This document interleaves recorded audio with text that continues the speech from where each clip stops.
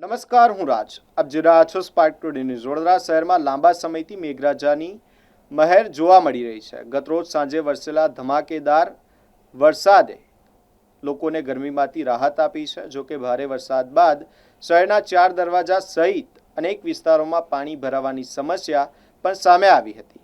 બીજી તરફ ward number 14 હેઠળના મોગલવાડા વિસ્તારમાં કુરેશી હોલથી ગોશિયા મસ્જિદ જવાના માર્ગ પર અનેક સ્થળોએ ડામરનો રોડ બેસી જતા વાહન ચાલકો અને સ્થાનિક રહેવાસીઓને ભારે મુશ્કેલીનો સામનો કરવો પડી રહ્યો છે. રોડ બેસી જવાના કારણે અકસ્માતનો ભય પણ ઊભો થયો છે. આજે સવારે તંત્રને જાણ થતાં જ સ્થળ પર પહોંચી તાત્કાલિક ધોરણે ડસ્ટ નાખી સમારકામની કામગીરી શરૂ કરવામાં આવી છે. જો કે સ્થાનિકોમાં ચર્ચા ચાલી રહી છે કે આ કામગીરી માત્ર કામચલાઉ છે કે પછી સમસ્યાનો કાયમી ઉકેલ લાવવામાં આવશે. આગામી વરસાદમાં ફરી રોડ બેસી જવાની અને નવા ભૂવા પડવાની આશંકા પણ વ્યક્ત કરવામાં આવી રહી છે. હવે જોવાનું એ રહેશે કે તંત્ર દ્વારા કરવામાં આવેલી આ કામગીરી કેટલા સમય સુધી ટકાઉ સાબિત થાય છે.